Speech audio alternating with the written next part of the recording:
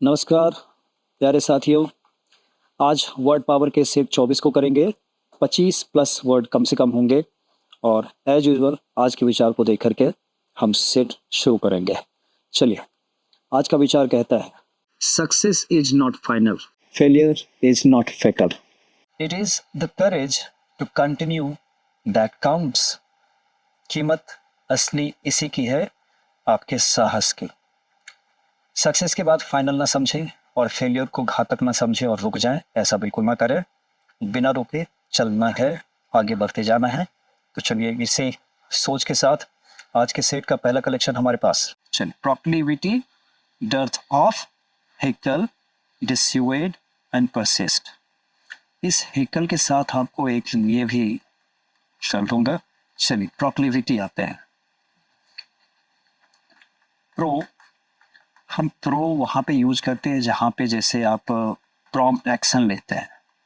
Prompt action means at the drop of the head, immediate आप कार्रवाई करते हैं, इमीडिएट, तुरंत, बिना देरी किए, द्रुत जिसको कहते हैं। तो जैसे ये प्रो लिया गया, ठीक उसी तरीके से प्रो प्लस क्लेविटी। अब इस क्लेविटी को थोड़ा सा तोड़ेंगे, ये बनता है इंक्लिनेशन से। इंक्लिनेशन झुकाव, ये है डिसेंशन झुकाव। ये जो डिसेंट हो रहा है, तो प्रोक्लिविटी आपका झुकाव किधर है, आप किस सब्जेक्ट की तरफ ज्यादा झुकाव देते हैं, रुझान जिसको कहते हैं ना। आप किस एक्टिविटी को ज्यादा से ज्यादा करते हैं या करना चाहते हैं, हम उधर कहेंगे proclivity. Suppose you are a hard worker, तब आपके बारे में कहा जाएगा you have a proclivity to hard work. Clear है, यानी आपका ध्यान कड़ी मेहनत की तरफ ज्यादा रहता है। चलिए अगले पे आएंगे, dearth of. Dearth, dearth means कमी, शॉर्टेज है, कमी हो गई है। डर्थ ऑफ समथिंग, किसी चीज की कमी। जैसे हम प्लेंटी लेते हैं, प्लेंटी मीन्स अधिकता है, आधिक्य जिसको कहते हैं, लेकिन यहाँ पे डर्थ क्या है, कमी है। तो प्लेंटी का जस्ट अपोजिट हो गया आपको डर्थ ऑफ समथिंग, और यहाँ पे हो जाएगा प्लेंटी ऑफ समथिंग। चलिए अगले वर्ड को लेंगे, हिकल।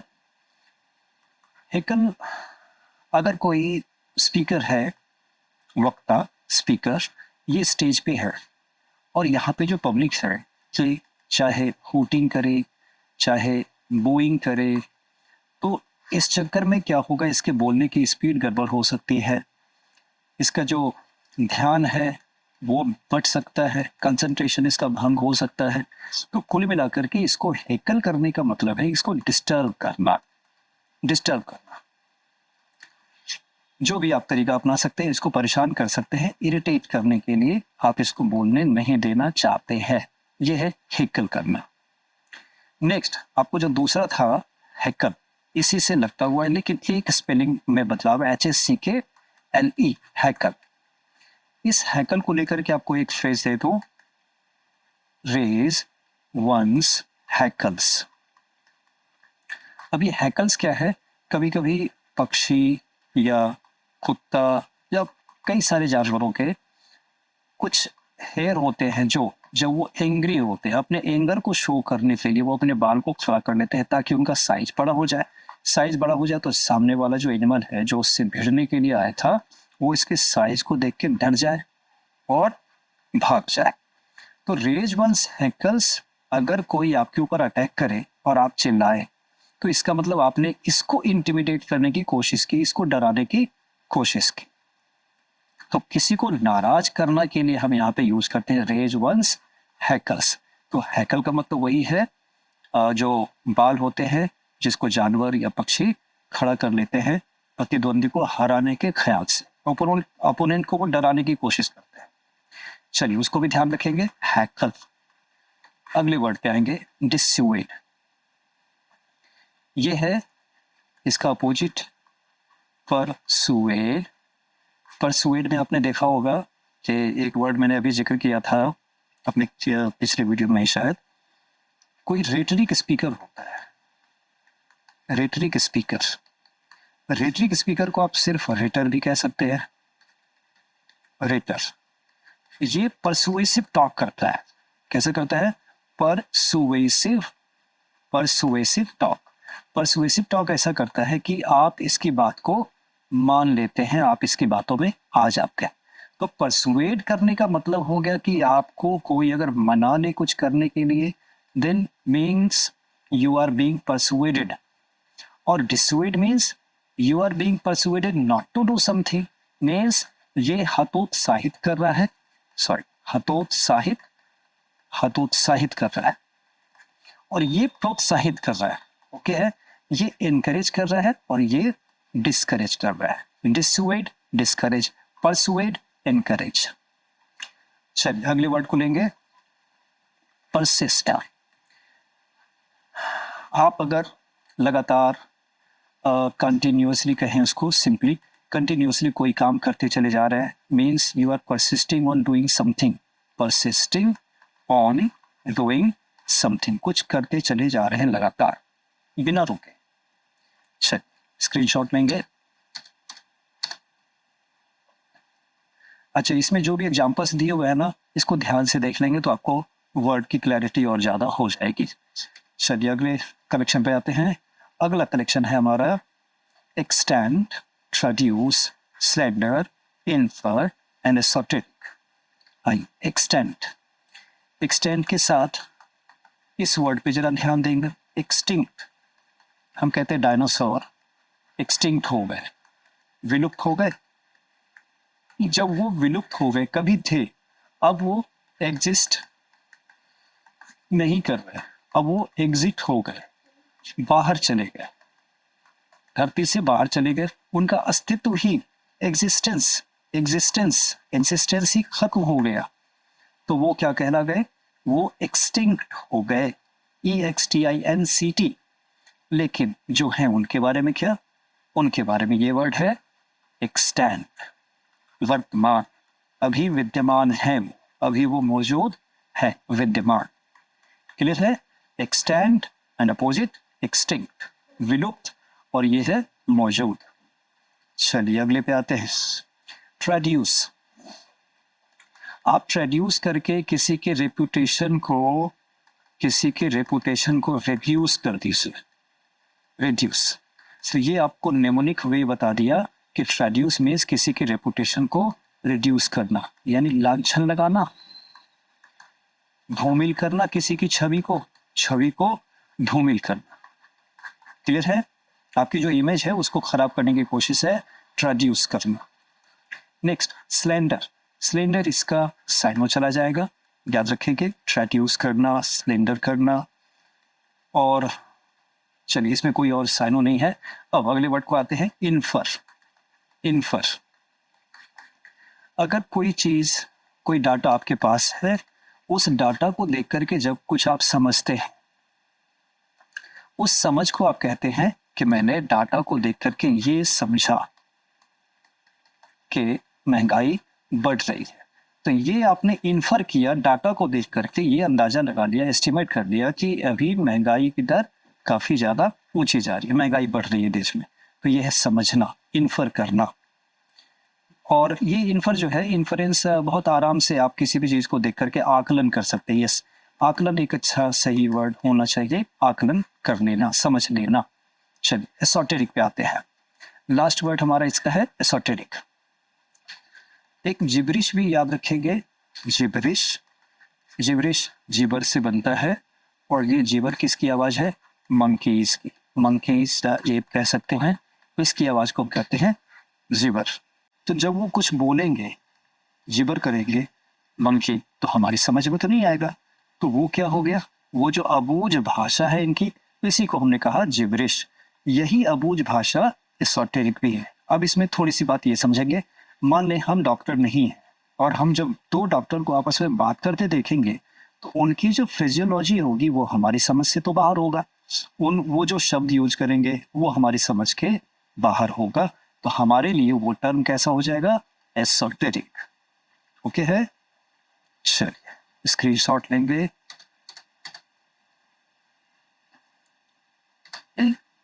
चलिए अगले पे आते हैं, अगला कलेक्शन हमारा है इनक्रिप्टेड। अभी जो हमने एसोटेरिक देखा ना पीछे, एसोटेरिक, समझिए एसोटेरिक जो है कोडेड लैंग्वेज है, कोडेड लैंग्वेज है, एब्स्ट्रूस है,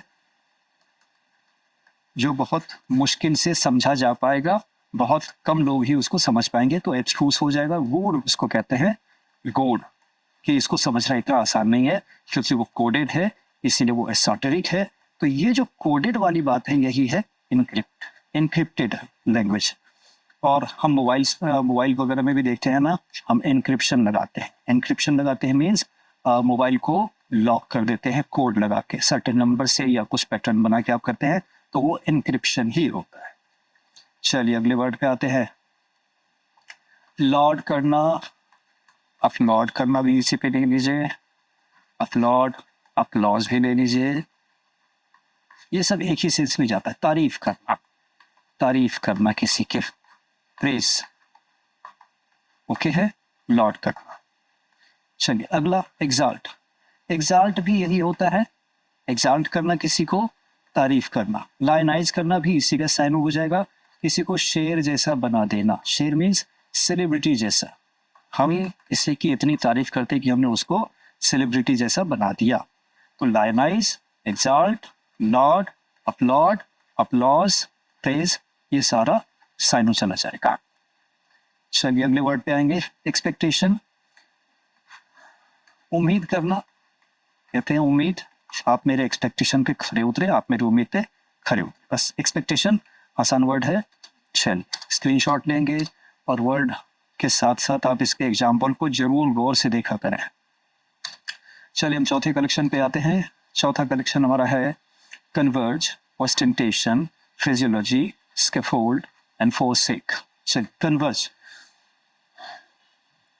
अगर रे 1, रे 2, रे 3 एक जगह आई और एक पॉइंट से रे 1, रे 2, रे 3 निकली, ये डाइवर्ट हो गई ना, ये हो गई डाइवर्ट और ये आके मिल रही है, कन्वर्ज, ओके, कन्वर्ज। तो जब कई सारी जगहों से रे आती है या कई तरफ से लोग आते हैं और एक ही तरफ एक ही जगह आके मिल जाते हैं, कई जगह से नदियां आ रही है, सड़कें आ रही है, एक पॉइंट पे मिल जाती है, तो हम उसको कहेंगे कन्वर्ज होना, संगम, मिलना, इस तरीके से। और ये डाइवर्ज हो गई, बिखरना, वितरण, उसको कह सकते हैं वितरण। तो कन्वर्ज का डाइवर्ज, ये अपोजिट याद रखिएगा, कन्वर्ज एंड डाइवर्ज। अगला ओस्टेंटेशन, ओस्टेंटेशन में ये जो ओस्टेंटियर एक वर्ड, इसका बेस अगर कह रहा हूं आपको, ऑस्टेंटियर करके बेस है जिससे ये बना है, उसका मतलब ये होता है टू शो, दिखावा करना, दिखावा करना। तो ऑस्टेंटेशियसली कोई रहेगा तो वो क्या करेगा, उसके पास पैसा है, नो डाउट, वो लेविशली रह सकता है, बिना दिखावा किए लेविशली वो रह सकता है। लेकिन अगर वो लेविशली रह रहा है और शो ऑफ भी कर रहा है, it means he is living ostentatiously. इसी को बता देंगे हम adverb ostentatiously, TIETOUSLY, ostentatious. Okay, अगले वर्ड पे आते हैं, फ्रेजियोलॉजी। अभी एसोटेरिक में मैंने जो जिक्र किया था उसी को याद करें, एसोटेरिक, एसोटेरिक, कि उनकी जो फिजियोलॉजी है मीन्स उनकी शब्दावली, जो शब्दावली या पदावली, पदावली या शब्दावली का मतलब हम ये कहेंगे कि वो जिस टर्म का इस्तेमाल करते हैं वो सारी टर्मिनोलॉजीज आम आदमी की भाषा के समझ के बाहर है, तो उनकी समझ में ही आएगा, जो जिन्होंने उस तरह की पढ़ाई की है, जो डॉक्टर है वही समझ पाएगा। तो उनके टर्म्स, उनके डिक्शन, उनके शॉर्टकट्स, उनके कोड्स वो वही समझेंगे ना। तो ये सारा जिस तरीके से वो यूज करते हैं वो फिजियोलॉजी। एक कवि है, अपनी कविता में जिस तरीके के शब्दों का और जिस तरीके से शब्दों को रखता है, हम उस कवि की फिजियोलॉजी को कहेंगे। आप जिस तरीके से बात करते हैं ये आपकी फिजियोलॉजी हो जाएगी। शब्दों का तरीका, चयन का, और शब्दों को बिठाने का तरीका, ये फिजियोलॉजी, ये फ्रेज से बनता है। चलिए आगे आते हैं, स्कैफोल्ड। स्कैफोल्ड फांसी का तख्ता कहते हैं उसको, फांसी का तख्ता। और इसमें एक चीज और भी ख्याल रखेंगे, जब हम देखते हैं बिल्डिंग्स बनती है, बिल्डिंग्स, तो बिल्डिंग्स में बाहर से कुछ इस तरीके से मचान जैसा लगाया जाता है जिसपे मिस्त्री खड़े होकर के काम करते हैं, तो ये भी इसके फोर्ट्स है। तो ये भी तख्ता हो गया, लेकिन मैसन्स के लिए है जो काम करते हैं घर बनाने का, और दूसरा फांसी का तख्ता। और इस फांसी के तख्ते के लिए एक और याद रखेंगे वर्ड, गैलोज। ओके, तो गैलोज फांसी का तख्ता, इसके फोल्ड फांसी का तख्ता, और इसके फोल्ड का एक और मीनिंग ये मचा जो मिस्त्री बनाते हैं। अगले वर्ड पे हम आएंगे फोरसेक। फोरसेक को फोरगो के साथ आप याद रखें। फोरगो, इसकी एक और स्पेलिंग है फोरसेक, हम कुछ भी लिख सकते हैं। चलिए, तो फोरगो और फोरसेक, हम पहले फोरगो को कर लें। फोरगो, हमने इसे जाने दिया। जाने दिया, जाने दिया का मतलब ये लेना है कि आपको, मान लीजिए कि आपको कोई प्रमोशन का चांस मिला, लेकिन आप नहीं चाहते प्रमोट होना। क्यों? फाइनेंशियल बेनिफिट नहीं है, लेकिन आपकी जिम्मेदारी बढ़ जाती है। तो जिम्मेदारी को आप नहीं लेना चाहते हैं और फाइनेंशियल आता तो आप ले लेते। तो इस कंडीशन में कुछ आदमी ऐसा सोचते हैं कि चलो प्रमोशन को छोड़ देते हैं, तो उसने क्या किया? फॉरगो कर दिया। तो ये आप वॉलंटरी करते हैं, वॉलंटरीली कर रहे हैं आप ये कि ये मौका मुझे नहीं चाहिए, ये हो गया फॉरगो। अब आता है फोरसेक करना। फोरसेक, विपत्ति में अगर आपको कोई छोड़ दे या आपने किसी को धोखा दिया और आपने किसी का साथ छोड़ दिया हमेशा, तो हम इसको कहेंगे फोरसेक। जैसे एक फ्रेज याद आ रहा है, लीव समवन, चलिए somebody कर रहा हूं, leave somebody in the lurch. किसी को मुसीबत में छोड़ करके भाग गए, तो आप एक तरह से उसको डिजर्ट कर रहे हैं, आप उसको छोड़ करके चले आए, तो आपने फोरसेक कर दिया। जैसे राम ने अपनी पत्नी को छोड़ दिया, राम फोरसूक हिज वाइफ। चलिए, कलेक्शन स्क्रीनशॉट लेंगे। चलिए, हम आते हैं आपके आखिरी कलेक्शन पे। चलिए, एंटीपैथी है, ब्राइडल है, persuade, went and extinct. Antipathy, antipathy इसको आप ये याद रखेंगे, ग्रेट इनोविटी, ग्रेट इनोविटी, बहुत ज़्यादा। अबोरेंस याद रखेंगे, अबोरेंस।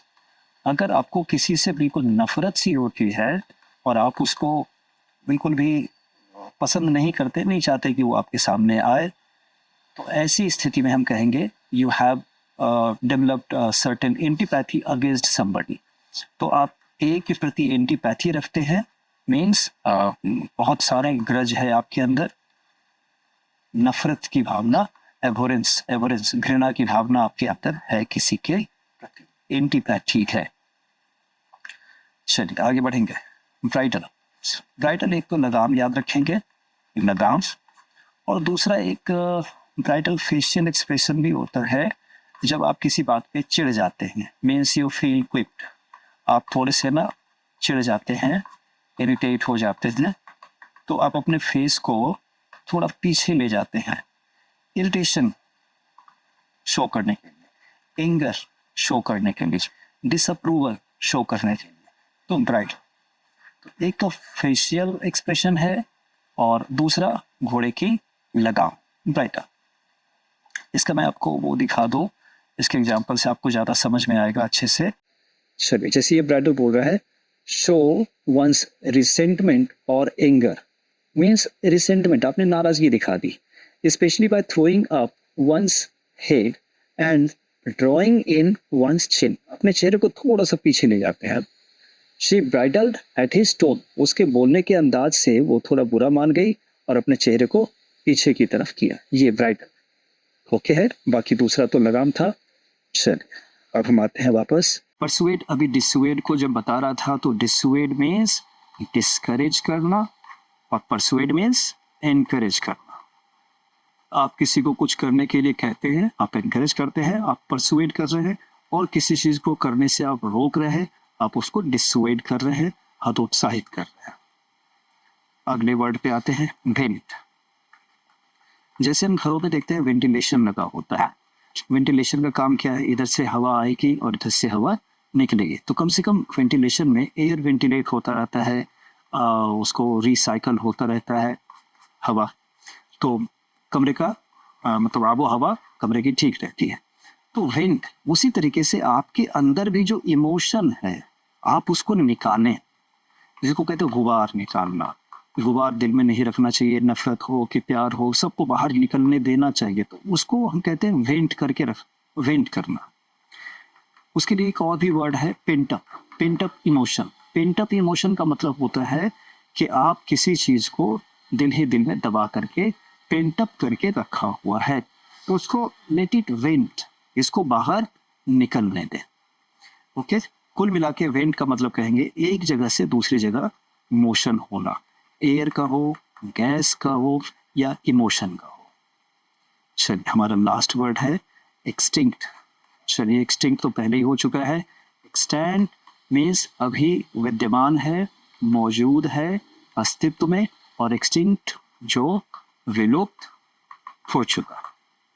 चलिए फिलहाल अब मैं विलुप्त होता हूँ और आने वाले एग्जाम के लिए आपको ऑल द बेस्ट।